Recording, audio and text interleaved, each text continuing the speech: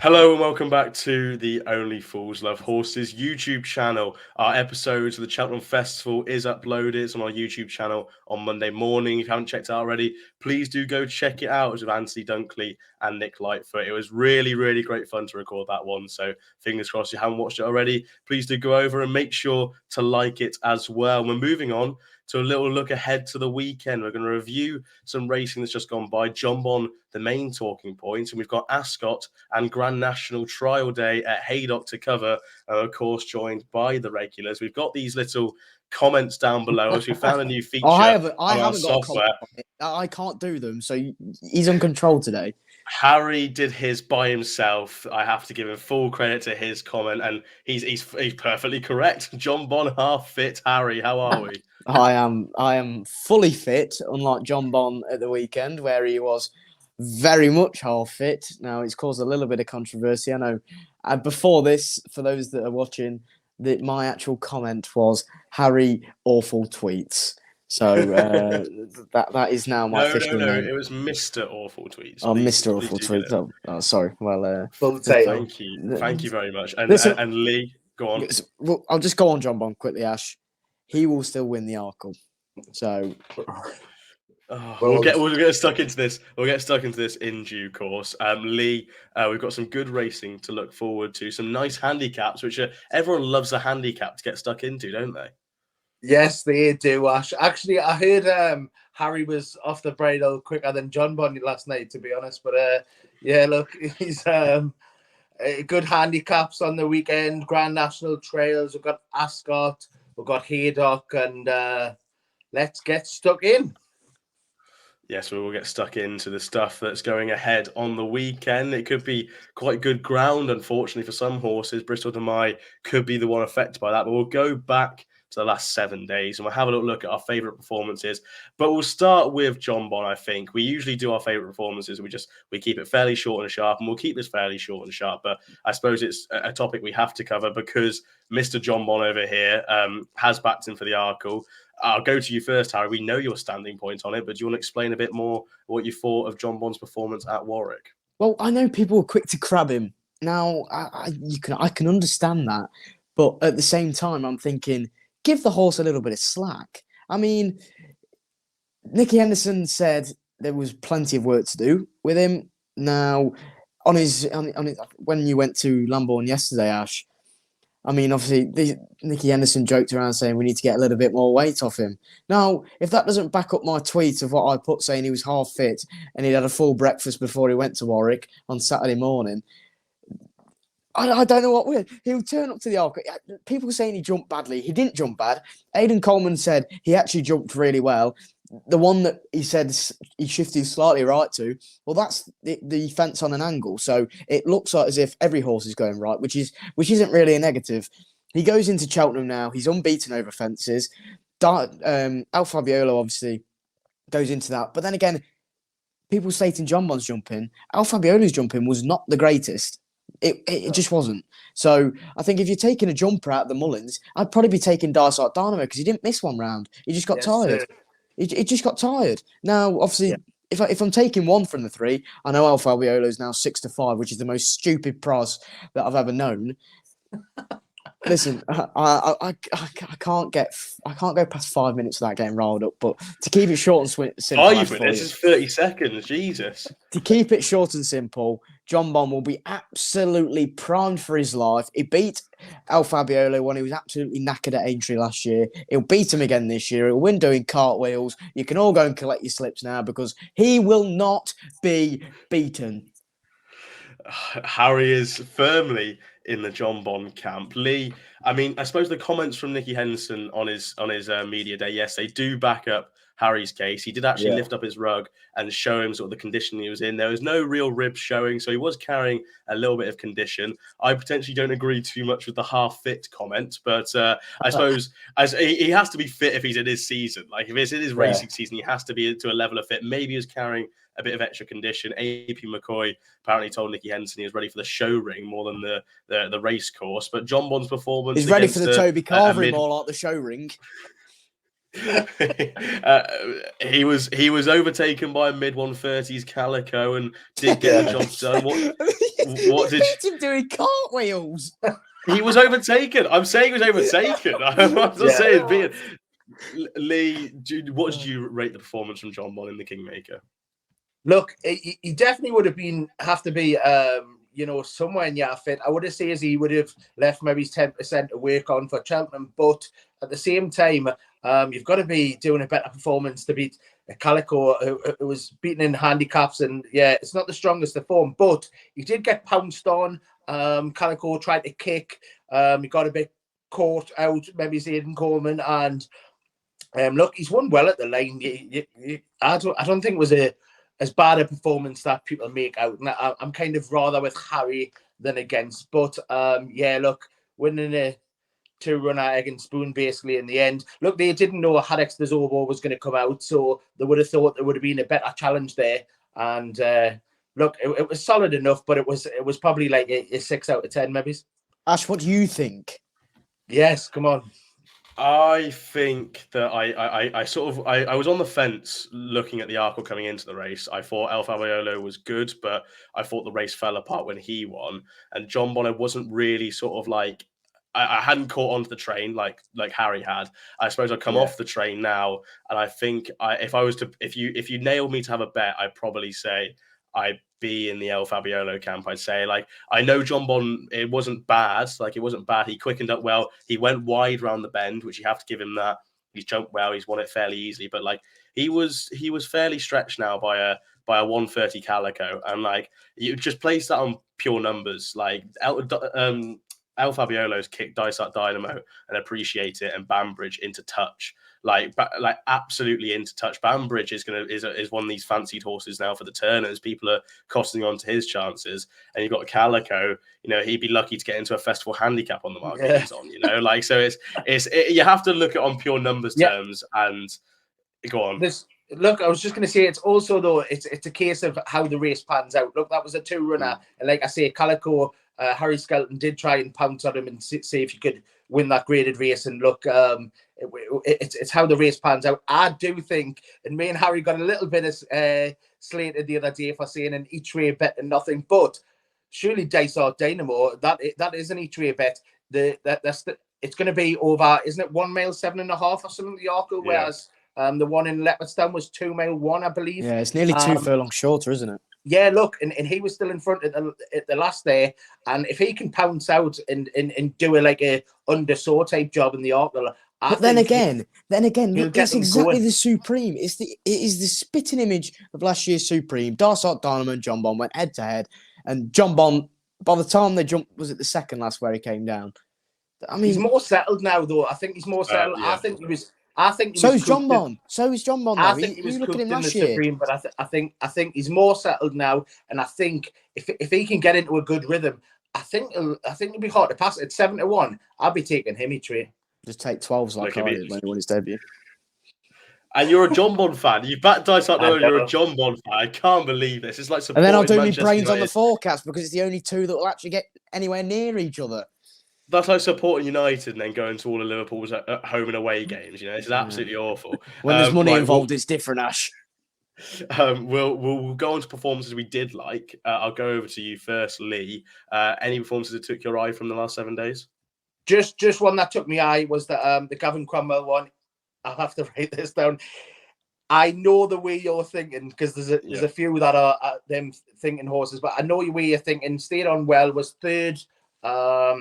Behind Hunter's Yarn, Imagine was second. That was over 2 mile in the listed race, beating about 6.5 lengths or so. I thought it stayed on really well. It's got enough runs now for the Martin Pipe, JP colours, and I thought I know the way you're thinking. Was a real eye catcher at the weekend. No, he was, but he wasn't missed by Twitter. Let's put it that way. Oh, for sure. Harry, yourself, anything that caught your eye? I didn't really go into too much of the ones that got beat. I'll give you two. that I actually did put up on Twitter. I put one up on the YouTube channel. Orcan Risk. After time. No, this is no after time. This is no after time here. This You is put it no. up on Chris the Paul? line. Where's Chris Paul with his hammer? Where is he? No, I put him up. I put him up as 3. I put First Street, Hackney Place, and Orcan Risk up as the 3 in the Betfair hurdle. 2 of them didn't run. Ran. Yeah, and one of them won at 16-1 when I mentioned him. So listen, he's taking one. Another one, by the way, I did mention in an ante-post series was Firm Footings for the Martin Pipe. Now, I think he needs a little bit. I think he might lack a little bit of the class of the ones towards the front of the market, but he's certainly bred to be very, very good. And listen, that was his 4th run, I believe. No, I want to say 4th run. That I might be wrong there, but he outstayed the Mullins favourite there up the hill. And I think he's got a massive chance over the 2 mile 5 that is the Martin Pipe. So 25-1 into 16s. I think that's a little bit of V word, boys, value, and it's an each way bet to nothing. He's Many Clouds' half brother, isn't he? He is, and his owner is actually a legend from when he was on the bus with me and you, Ash. And Breeder, my bad. And he said they did say he wouldn't be the best bumper horse, and he wasn't. But when he went over hurdles, they said he will be a proper horse. So fingers crossed, they get the job done. He also told us about this filly, but I'm fairly sure both of us have forgotten about who the horse he told us. So might have to do a little bit of studying to that one. Couple of performances wasn't too sort of big, but I thought most of the Newbury performances were fairly sort of like average. Obviously, Zanzer's now a 158 rated horse, so let's supplement him for the Gold Cup now, shall we? Just retire him.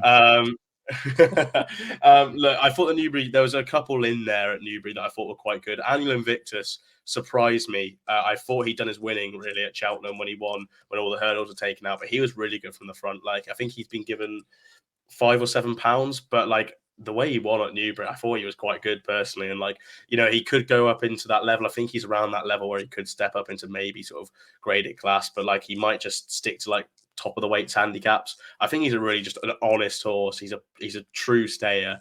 I thought Annie and Victor were good. I thought that both of the bumper horses that won over the weekend in Warwick and Nace, I thought they were really good. I thought Firefox was really good because he got absolutely shoved about the place, took 9 different routes to get to the front. And once he did, he started powering on. I thought his stamina really came to the fore in his bumper win. So potentially you could see him stepping up in trip when he probably goes into, you know, up into hurdles next season. But he is there for the champion bumper. But I also thought that Favour and Fortune, the Warwick bumper winner, thought that was really good. Like this horse found trouble as well. The last one was carrying a £7 penalty from a bumper that he won. Absolutely bolted up, doing handstands. I thought that horse was really, really smart now. And especially in bumpers, you see horses carrying weight, they just get beaten.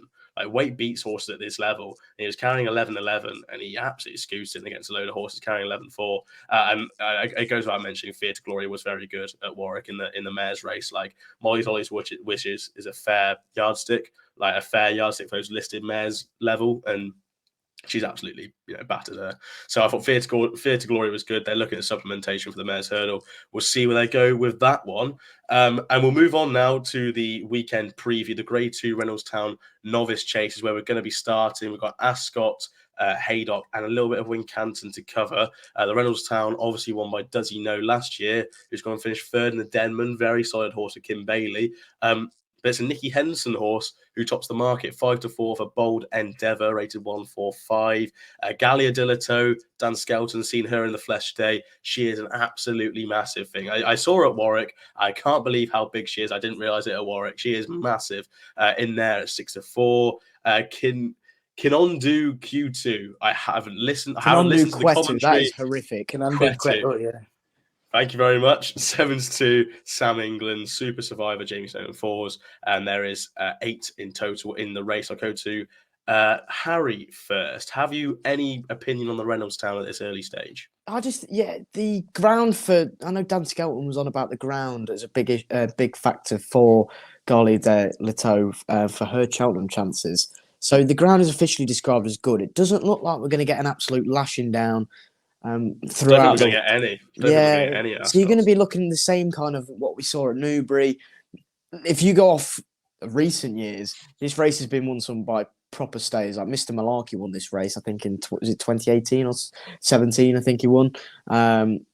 Listen, it's you want a proper stayer in this, and one that I do think is a proper stayer is Super Survivor for Jamie Snowden. Jamie Snowden's lot are in great nick at the minute, and this horse, I seen this horse at Doncaster in February last year, in the flesh. He's a lovely looking horse, built to be a chaser.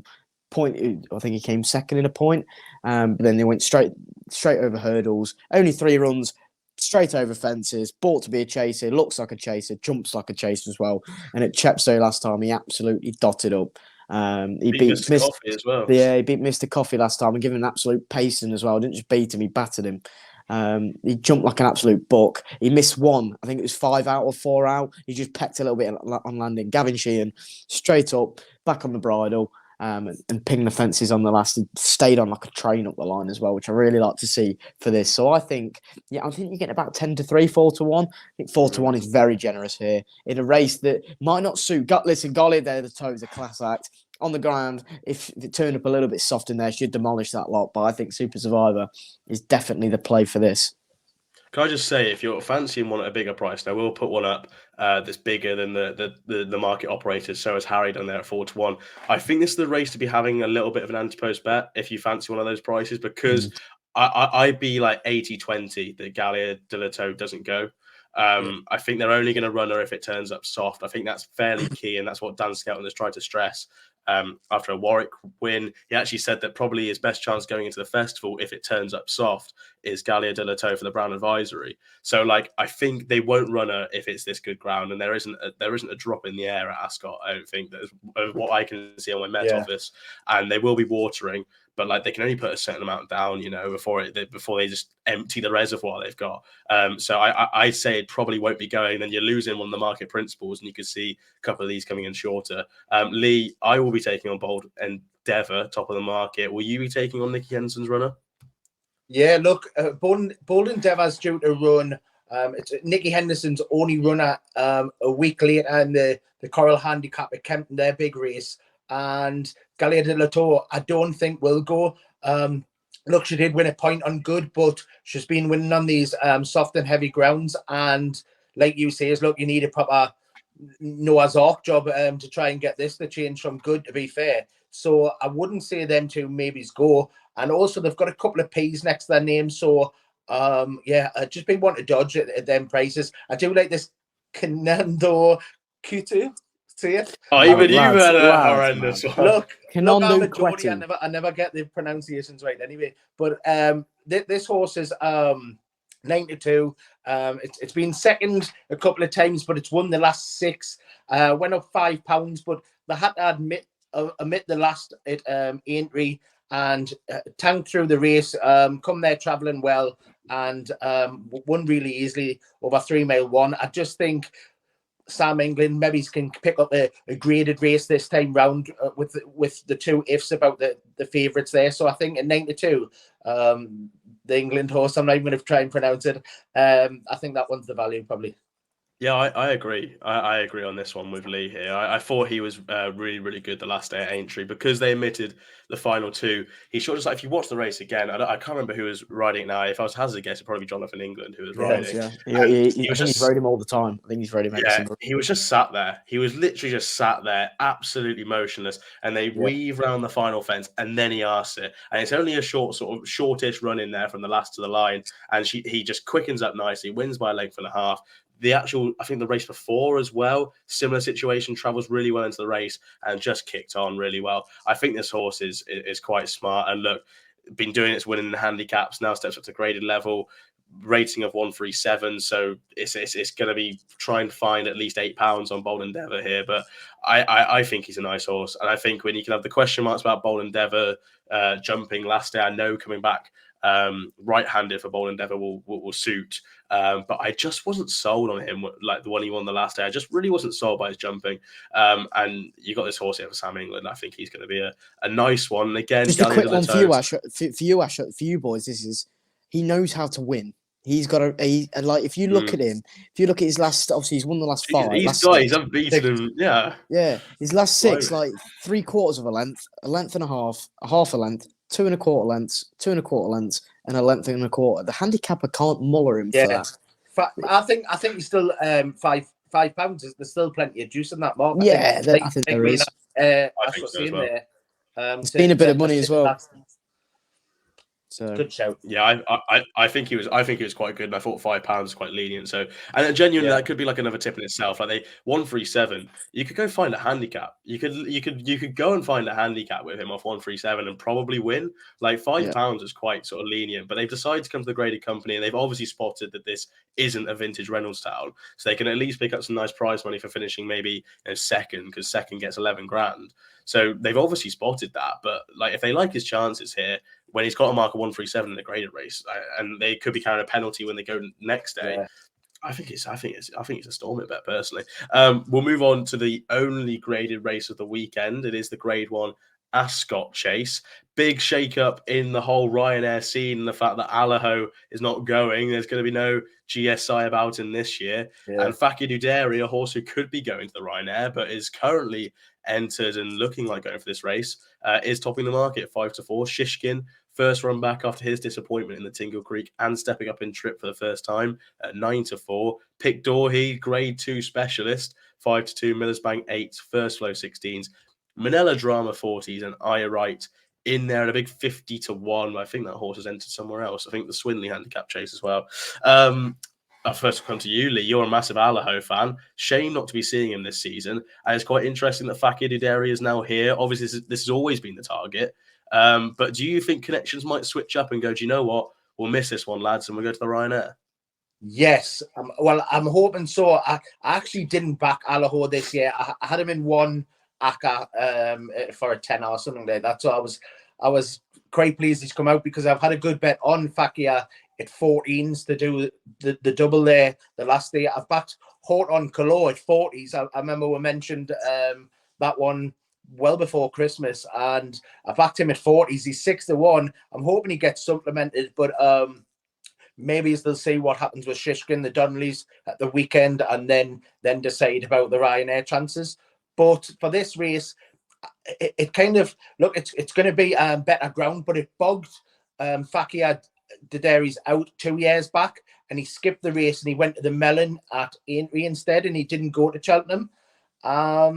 Look, I think it's short time turnaround. Maybe it's 3.5 weeks, is it, to turn around from Ascot on Saturday?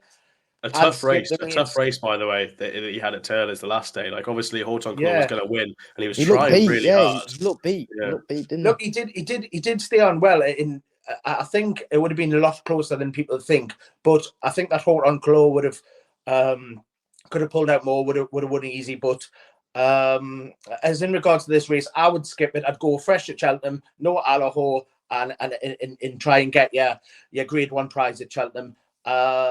If that's the case, I would give Shishkin one more chance. It's the last chance saloon. I know the likes of Johnny Deneen in that he's off the team sheet, but for me, I would give him one more chance, because he is the class act in the race. Pick Dory, like you say, Ash, he's a Grade 2 specialist, but he's got to step up again. I know he does like Ascot, but if I had to take one, I would take Shishkin against Pick Dory. If Fakir does go here, I'll take Fakir. Yeah, it's quite mental, and the fact that the words I'm going to say right now is that in a race where there's Shishkin, Fakir Duderi, even Manila Drama, I thought was going to be a world beater at one point. I'm going to probably side with Pick Dorhe, to be honest. Yes, that's good, son. I'm probably going to, and I'm probably going to back it ante-post again, because Shishkin will probably go. I think the only way Nicky Henson said he wasn't going to go if they get there and it's really good ground. Like, if it's not like unsafe, like unraceable, if it's good ground, and it's quick ground, they probably won't go with Shishkin. And do you know what? And don't quote me on this. I'm not going to quote what he said, because I can't remember it. But I listen to the Betfair podcast quite a lot, and Kevin Blake's on there. He's the race planner for Joseph O'Brien. And I think someone asked a question from the listeners saying, look, what do you do with Fakir Duderi for the Ryanair? And I think he said that this was always going to be the plan, and that if anyone was having anti-post bets for him for the festival, do it non-runner money back, because he'd say it's likely that he misses Cheltenham and goes to Aintree. But now that there's no he caveated and said, if what happens to Allaho, this could change plans completely. There's no Allaho now. You'd say it's odds on to go to Cheltenham. Why wouldn't they? When you've got a Shishkin who's never been proved over the trip currently? I can't even think of any more Ryanair horses apart from Horton Color. Blue Lord got beat Lords. the last day as well. So then, is he Why going would to be you the not same go? as Merlin? He's always been the bridesmaid to Allaho, so why would you not go Yeah. with this horse to the Ryanair? You've got He's a horse on solid colour. grade 1 horse.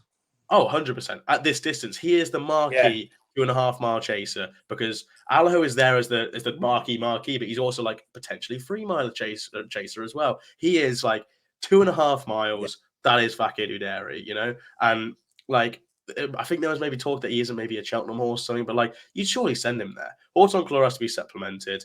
Blue Lord, have we seen him over the trip? I can't even remember. We probably haven't seen him over the trip this season, have we? Over 2.5. Yeah, he's won the Clonmel, didn't he? Yeah. Oh, Clonmel, of course. But he's been beaten the last day. You don't know how he might bounce back from that. He'll bounce back from there. He'll win that. Right now, don't worry about that. Shishkin hasn't been proved. This is real sort of like D-Day stuff for him at the weekend. And you get past that and you're thinking like, Pictorhi, can he step up to grade 1 level? Probably not. And you got Fakir in there. And you say that he probably doesn't go to this race and then go on to Cheltenham, because that's 3 hard races in the new year and fairly quite close together.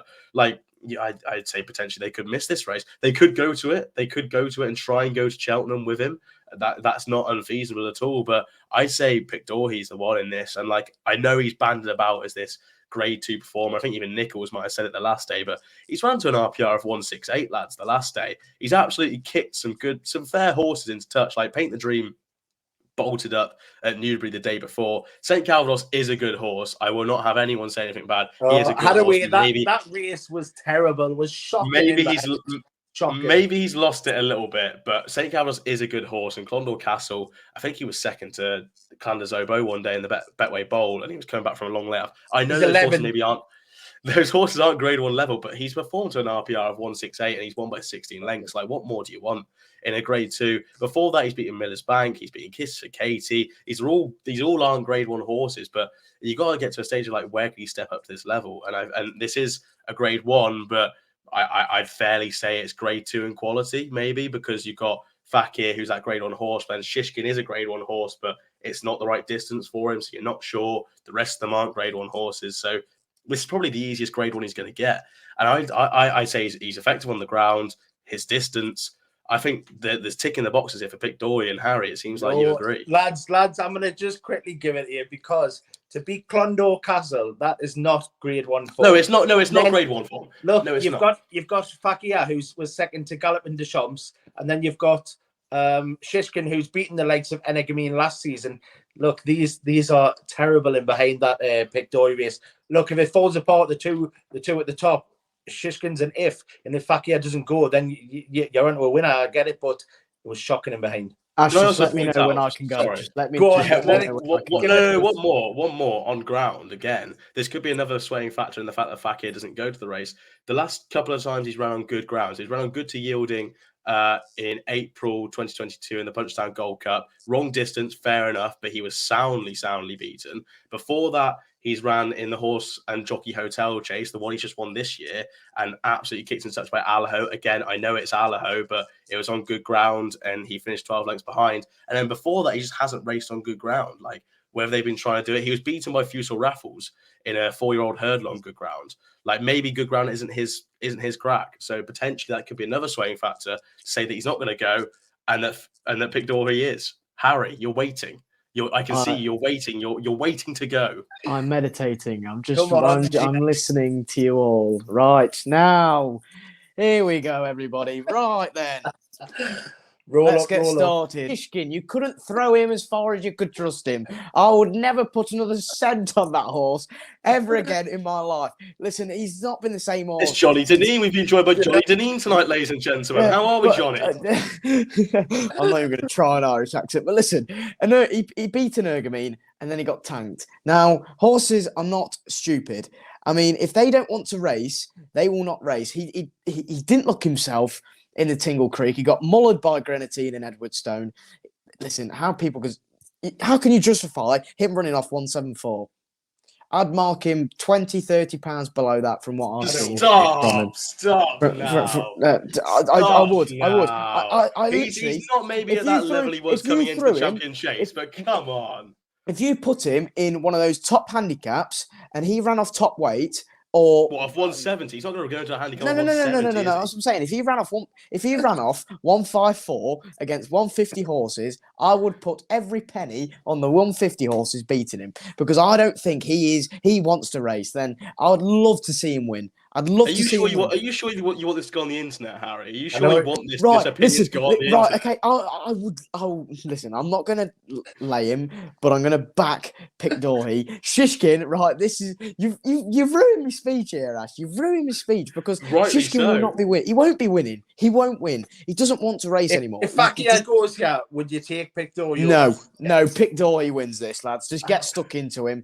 Listen, honestly, Pickdory is a proper thing. Proper betting this at 5-2. I think Fakir, you can't not price him as favourite. Personally, you can't not. If he does go, he's going to be favourite. But then that boosts the price out for Pickdory. I think I'd get stuck into him. Listen, I think that was his Gold Cup last time at Kempton. He's won the race twice now in a row. But then, Lee, you're nailing him for beating Clondor Castle. He didn't beat him. He walked. But home. look at what was in behind it. The rest of them were It tails doesn't off. matter. St. Calvados, come on, lads. It does not matter. Calvados in Saint- David Maxwell riding shotgun out the back. Listen, I St. want to Calvados is I nearly St. swore there. Calvados. You've nearly made me swear this. Lee, St. Calvados is still running in that race now, so you can't Exactly. judge off that. There's Pickdory absolutely dotted up, right? Clondor And if Castle you- is 11 years old. The rest of them were rags in behind. It was an absolute shocking race. He should have come home on his own because there was nothing in behind. Right, so all right. So Shishkin, right? Well, Shishkin an Arca winner. Just to throw that out there. And beat Shishkin Gentleman an to Arca me. winner. Carry on. Beat Gentleman to me, who's beat Blue Lord, who you fancy. Right. There you go. No, listen. He's effectively got a stump. He's gone there. He's effectively got £12 to farm with Shishkin. That's Shishkin running to an RPR of 174.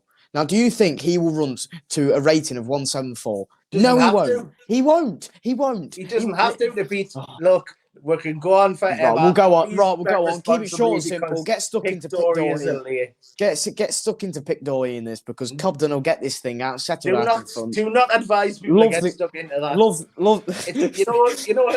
You know who he reminds us of? Mr. Fisher.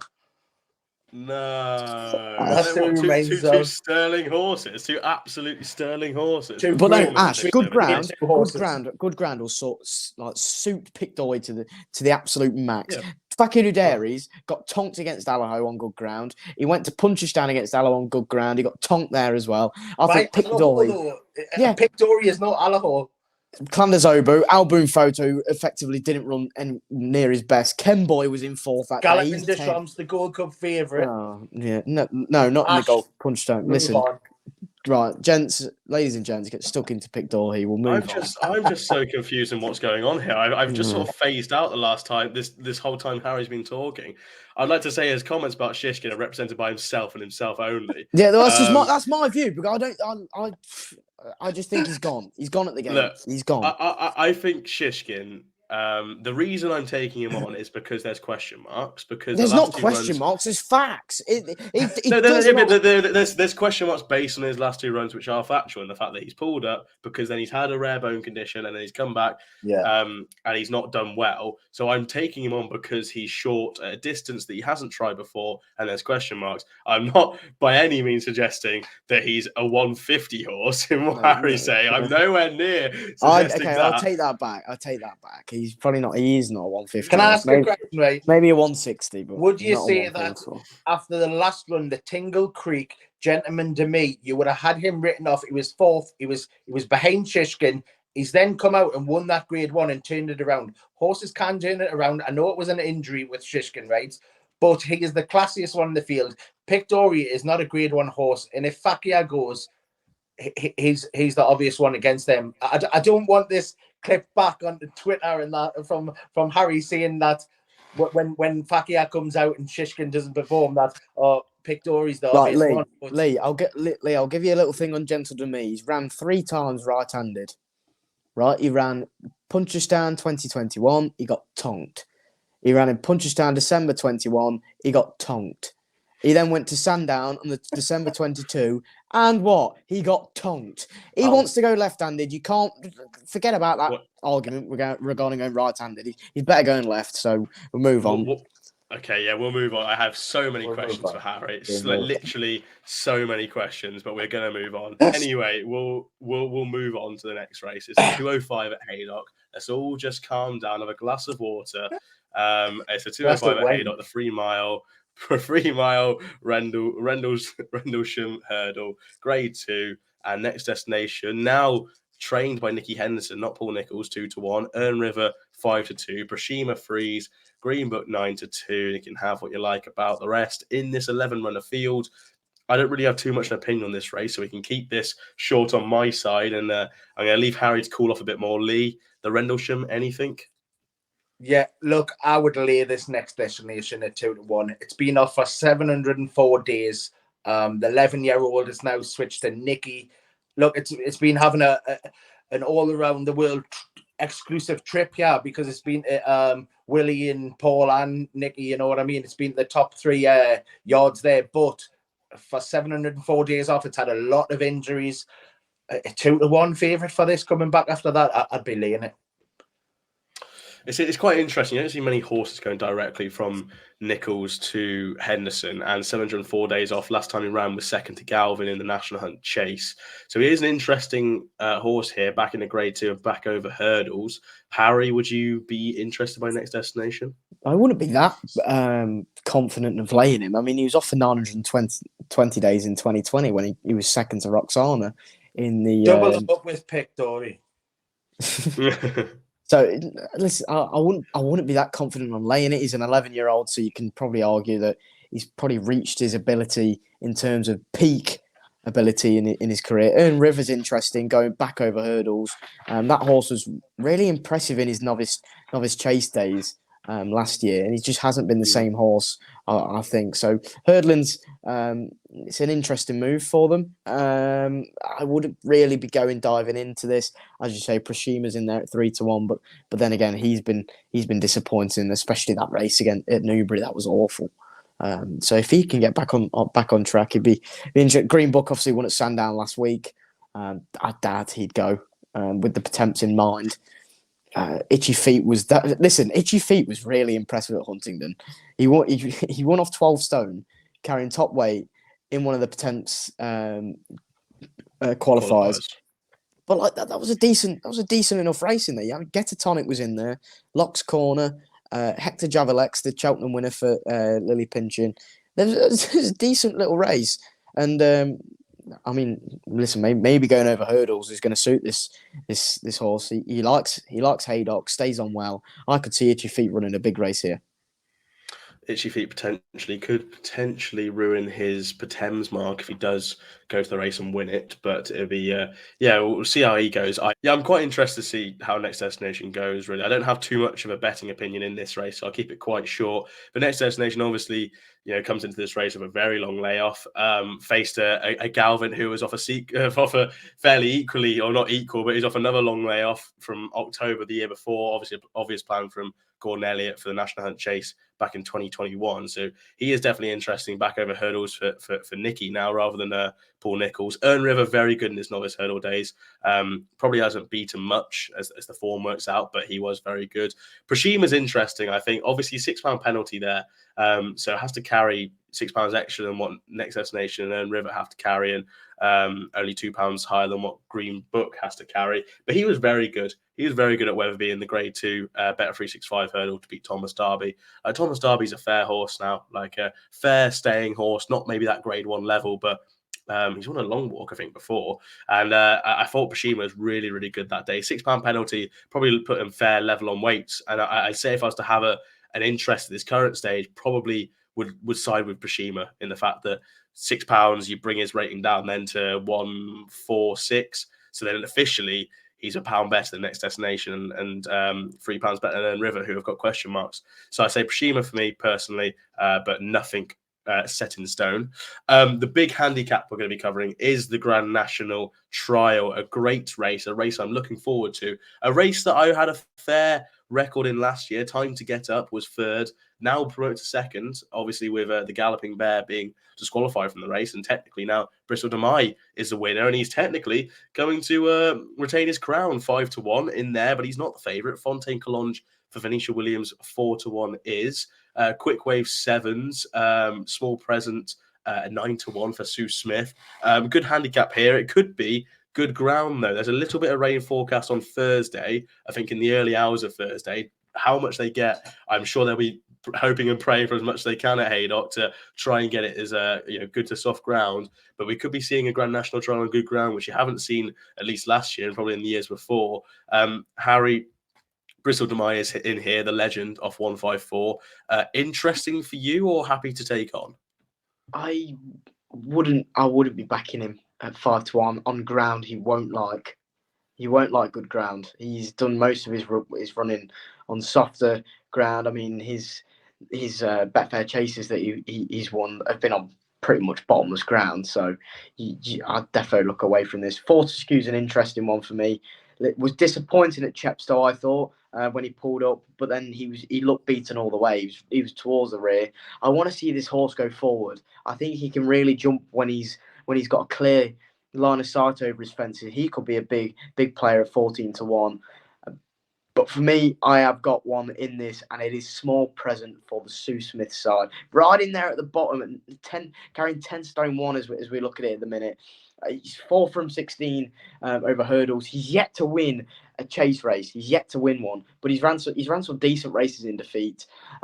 He was 4th at Carlisle, not beaten 5. He was 3rd last time at Market Raisin. He's rated 127. I think he's definitely he looks well handicapped. So I'm hoping Small Present can run a big race. And I've seen there's been a little bit of money in there into 9-1 now. So I think Small Present has a big chance. Agreement here from my side, Harry. Agreement in Small Present. I think he's set up perfectly for this race, isn't he? Like he's run a fantastic race in December in the Lincolnshire National behind Bangers and Cash for Ben Pauling, who was a great winner that day, and I feel like that was the target for him. And yeah, just seems like the day, doesn't it, now for Small Present? Good ground is there. Probably one of the few in here who will appreciate this good ground. I mean, he has won on soft ground before. His last win actually came on soft ground over hurdles, but his form over hurdles, third to T Components lads, was on good ground. He's won on good ground twice over hurdles back in 2021, and then won over hurdles in heavy. So like he will be appreciating this good ground. One of the few in here. He's been put up £1 for his last run, I think. No, £2, sorry, 125 up to 127. I think this works out perfectly for Small Present. And there is another one I'd like to mention quickly in the race, and that is where is it? Not a Chance. Again, this does come with a ground caveat. Like if the rain on Thursday morning does come in good enough a quantity and it's sort of good for soft, maybe on that softer side. I think he ran an absolutely belting race in the Classic Chase behind 2 really good horses in I Will Do It and Mr. Incredible for Willie Mullins. He's up £2, no issue. He'll stay till Everest comes into view, lads. Like he'll really, really stay. And yeah, I think he's handicapped to do well at some point. If they're soft in description, I'd say he'd be a fair runner. If it's just good ground, I maybe might diminish his as well. And like it goes without saying, I have to mention Time to Get Up, but this is a massive ground one. Like if Not a Chance is a small ground one, this is a massive one. This lad wants soft or heavy, but he's £11 lower than when he was third in this race last year, and he ran an absolutely belting race, but just got done by 2.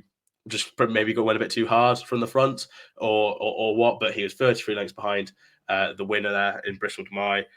So yeah, he just likes that sort of good, softer ground. He won a Midlands National on good to soft, so maybe if he got on that softer side of good to soft, that might be up his street. But anything was sort of like good in the description, I say, probably not his gig, and that's probably why he's priced at 33-1. So if it does turn up soft, Time to Get Up's interesting. If it turns up good to soft, fair ground, Not a Chance, but Small Presence probably my main play currently at 9-1. Lee, any agreements in those 3 horses, or are you looking elsewhere?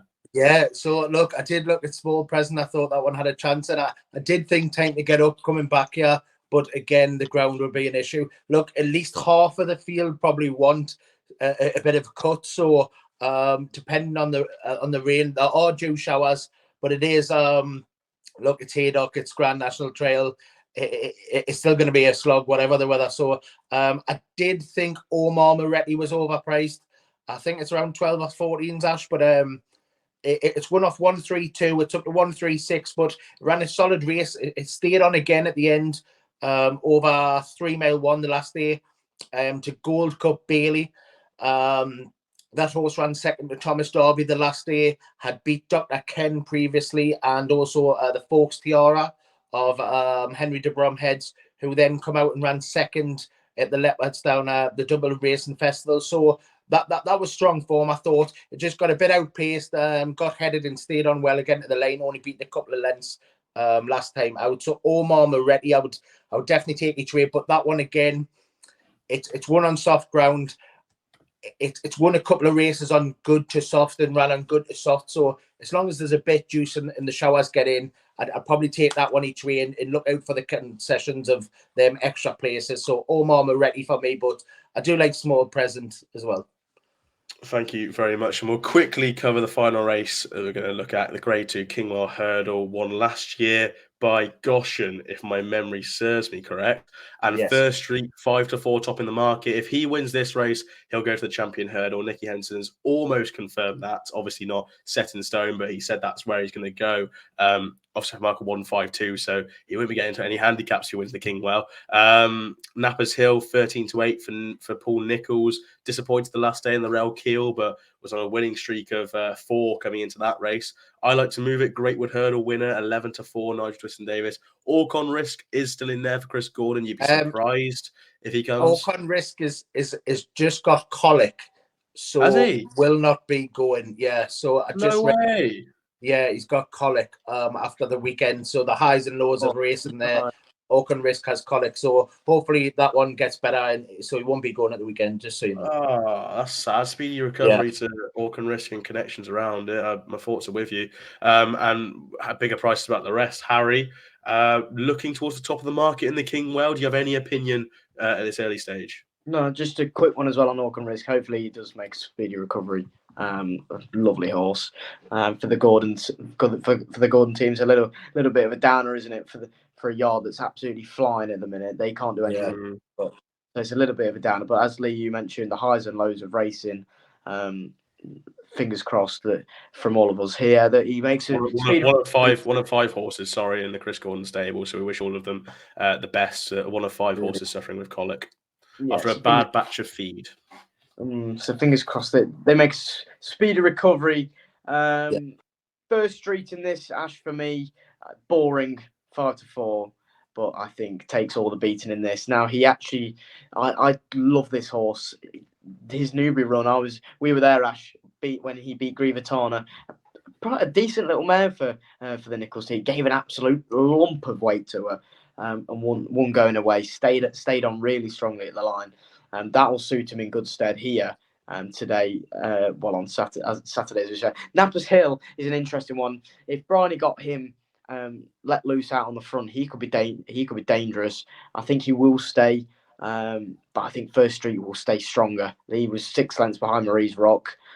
She's a proper horse as well, as we all know. So yeah, for me, First Street, 5-4. I think the top 2 in the market probably look a good thing to finish 1 and 2. I'm just leaning more towards First Street coming first instead. Yeah, it'll be interesting to see how First Street gets on with, obviously stablemate Constitution Hill top in the market for the Champion Hurdle, but he could be heading there. So, he could run on if he goes to the race. Lee, First Street, are you agreeing there with Harry?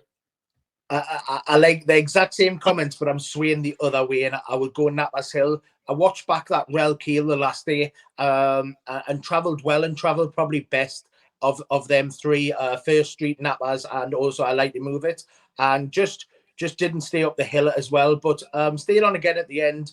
Obviously, First Street was ahead, 3rd there behind Marie's Rock, but just on this track and different trip, I think Nappers Hill back round there and already won there this season, beating Score Royal. I know that's not great form, but I just think maybe he's nipped round a bit quicker than First Street. So I'll take Nappers Hill over First Street. Yeah, I personally don't have an opinion on the race currently. I have to admit I haven't really looked at it extensively. Nappers Hill has already had my trousers down this season once when I think it must have been the Wincanton race, the elite herd. I'm fairly sure I said he had no chance.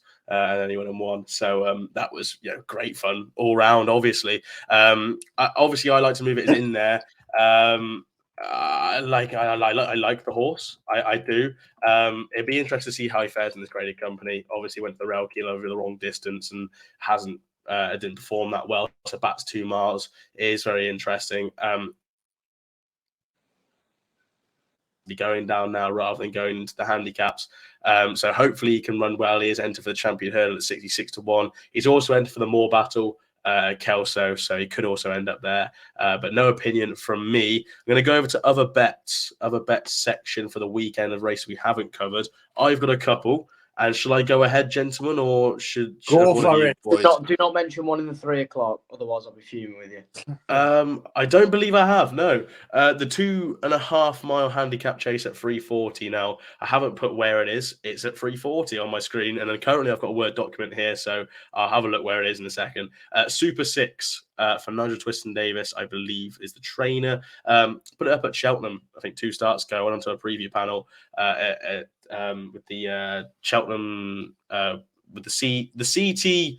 Oh, I forget their initial now. That's gonna pain me now. I put Super 6 up on this panel off 126. Didn't really perform that well. Back down to a mark of 120. Has nice form with Dr. Ken, who's a lovely horse. I think Super 6 can go well. 3 o'clock at Ascot. This is the one. This is the one. Be careful. 2.5 mile handicap.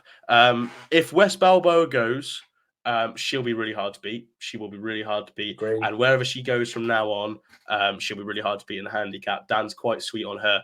Dan Skelson's quite sweet on her mark. They're thinking of Mare's Hurdle with her, but official ratings probably puts her out of it. But he wouldn't be too concerned by that. But I think he wants to make use of the 136. I give a small mention. I think Harry's going to give a larger mention too. It's 50 ball for Gary Moore. I'm going to let Harry take it away on this because he did jump on the call and scream at me saying that 50 ball wins, but he's £1 better off than when he won over course and a furlong distance 2 starts ago. He won well, in my opinion. He's finished like second in a Betfair hurdle. He might even won a Betfair hurdle. I think second actually. To Soaring Glory, and I think he's really well handicapped off his current mark. And I think the Gary Moore stable are going fairly well at the moment. Horses are in nice form. So 50 ball, I give a shout to at, what's the price, Harry? 16s. Thank you very much. You take it away of what you want to say about 50 ball. Yeah, I think it was a tough ask to go and run in a very competitive Lanzarote on seasonal reappearance. Only 4 horses finished that race. That's 4 horses finished, and it looked proper. It said soft ground, but it looked testing. Looked really tough going. Ran well to a point, was never really in it. Towards the back of the screen, you needed your binoculars to find him. However, if he goes off in a more prominent position at the weekend, I think he's got a massive chance. As Ash has mentioned, his rating suggests he runs off 128, a pound higher than his last success, which was here, beating Sizable Sam, who was a decent little horse. He's a proper horse. I think he's rated in the 130s. So you could argue that this horse has probably got a little bit of leeway off 128, unlike the others. That's what I'd say. Unlike the others, I think the others are probably priced and rated accordingly. I think he's, as I've just mentioned, I think he's too big of a price at 16s for a yard that are in banging nick at the minute. So for me, 50 ball, he's probably one of my strongest bets of the weekend, actually, Ash. Fair play to you. 50 ball there for Harry. Super 6, by the way, was at Haydock, and it's not the 340, as I mentioned. It's the 350. Nigel Twiston-Davis off mark of 120. Lee, any other bets for yourself? Yeah, I do like that that handicap hurdle. I thought West Balboa up £6. I thought was lenient enough to win an all right Lanzarote there. Could have ran last weekend against Theatre Glory, got taken out. The same race, Love Envoy got taken out. And if they're on about going for the mares, they'll not be bothered about this handicap. I still think there's juice in £6 up, but I would take a Valdi for Paul Nicholls off 124, 10 stone 4 here at the minute. But Fell the last time out, but was second to Scarface. And I know Harry liked that race at Ascot over 2-5. Yeah, I had him. I backed him. Yeah, it turned into a bit of an egg and spoon because it was only, I think, 3 runners, but it had been behind Gin Coco in the past. If it's over the fall, 1-2-4 would seem very lenient. So Evaldi in that race. And also, I'm going to give one last chance to the Wolf in the handicap. Oh, yeah. Sorry, I was going to mention that as well. That's one on my list. Carry on, yeah. Look, just because it's been dropped £3 to 132, but it was second to Fortescue in the past off 135. It's ran its best races at Perth and twice at Musselburgh, so that going this way around is probably better for him.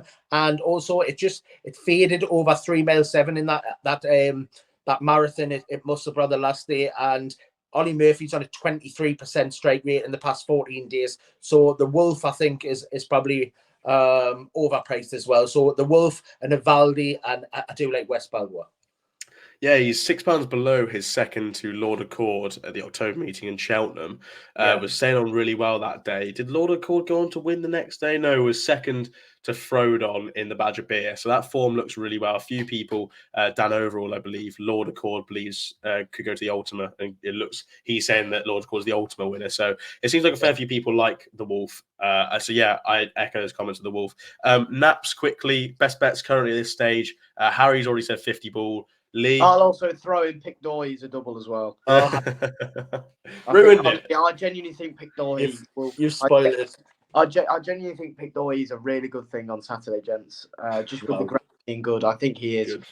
I think he'll go from the front. I think, unlike Fakir Dairies, he's more likely. If Fakir Dairies turns up, do you really think they'd want to win that race properly before they go on to the Ryanair? I don't think if he goes, they're going to go for the Grade 1 anyway. They'll beat him easily. I don't think I think you could just go for the Ryanair instead. But I'd miss the race if it was my horse. Yeah, I agree. So take the 5 to 2 when this video is released and get stuck in. Pick Dory for Harry. Lee.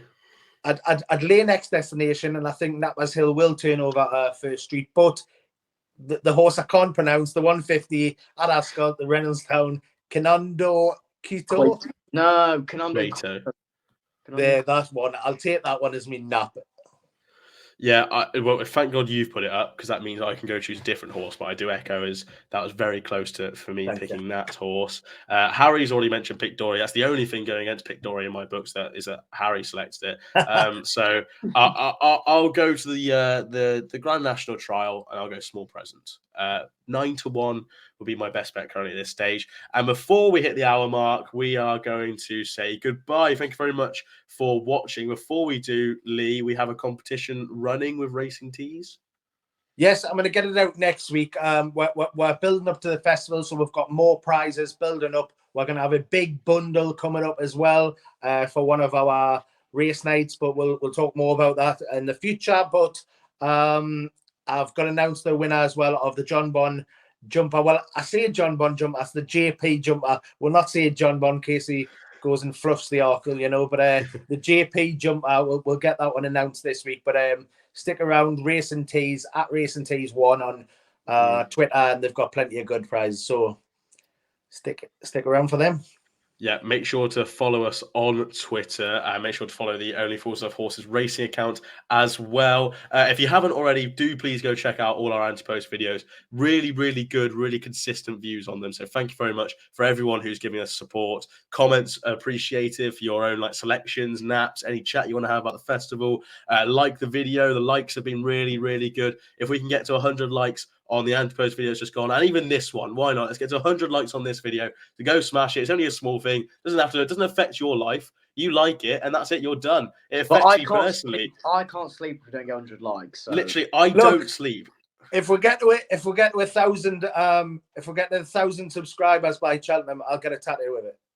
There we go. That is a big thing, yeah. We've got it on video now. I'm not going to make any silly comments, but 1,000 views, 1,000 subscribers, before Cheltenham. It's a tough ask, but if we can get there, new subscribers, I think that's a percentage. I think there's about 60% of you who aren't subscribed, 40% of you who are, or something similar to that, people who aren't subscribed, just subscribe to us. You have to ever watch a video of us ever again. We'd like to, but you don't have to. Just subscribe, like the video. It doesn't affect you, and that'll be fantastic. That's my plea over. One like is one happy Ash, please. No, thank you very much for watching. If you did enjoy, please do like, subscribe, follow us on Twitter, and make sure if you're having a bet this week, do gamble responsibly. Have a good week watching the horses, and we'll see you on Saturday, 10:30 a.m. for our Saturday Live. Thank you very much.